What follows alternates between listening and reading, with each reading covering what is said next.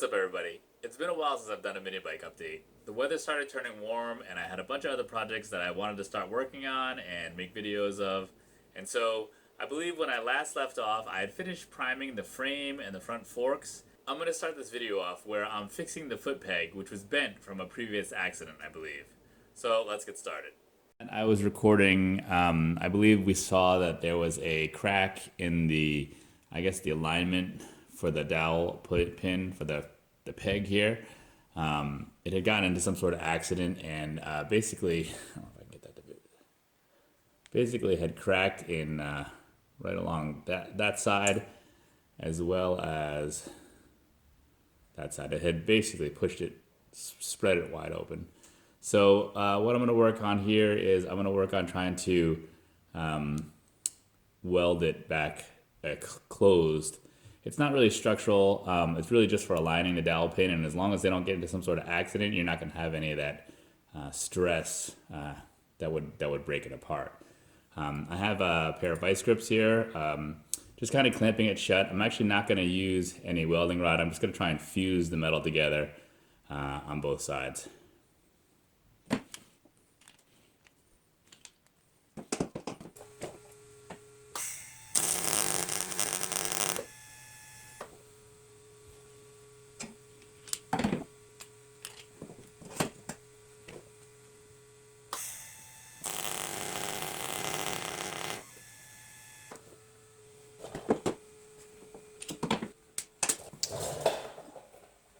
So this is the final result. Oh, if I can get it that. A little hot, but I think that it'll be all right. Like I said, it's just to kind of make it shaped correctly again and not to just fall apart. I could try to weld closer to the end there, but I think I'm concerned without putting any rod in there. Well, maybe I will go back and try and get that end closed up.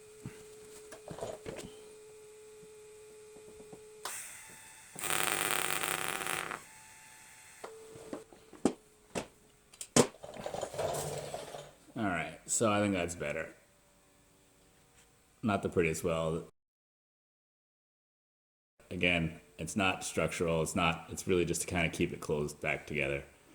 I think it's gonna work out all right.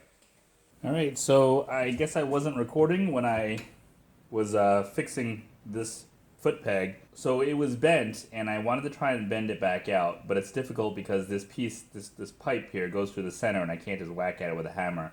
So I put it in a vise, and then I have a pipe here that I can put around the hole, and then I can whack at it with my I have like a 4-pound sledge here. And that was just, I kind of kept at it. I didn't go too hard.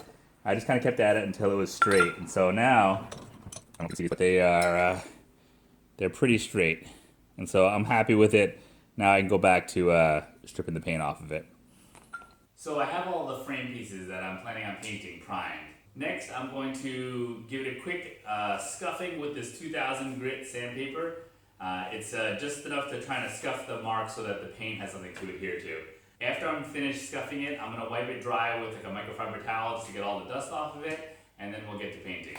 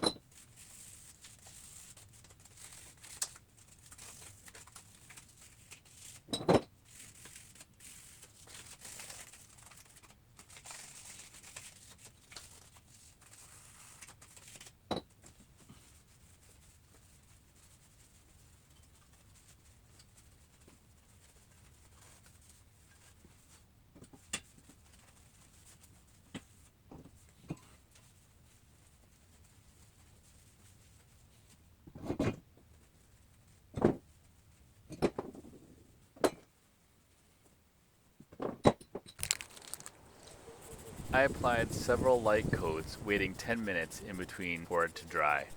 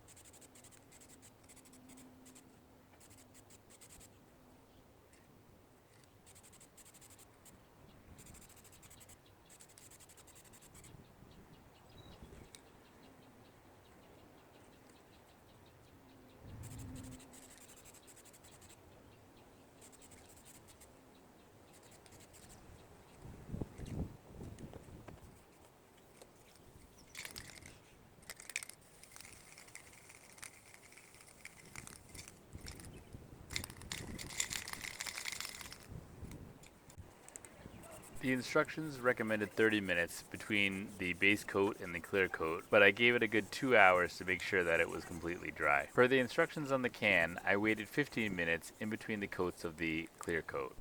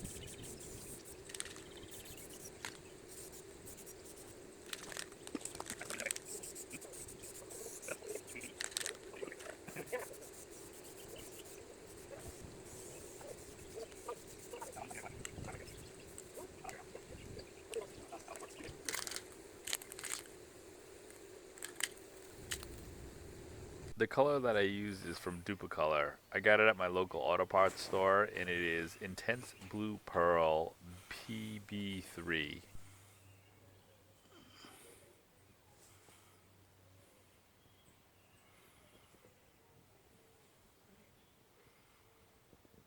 I'm super happy with the results of the paint. It came out really good. Now all we need to do is get it put back together. I hope you're enjoying the content. If you are, please like, comment, and subscribe. Thank you very much.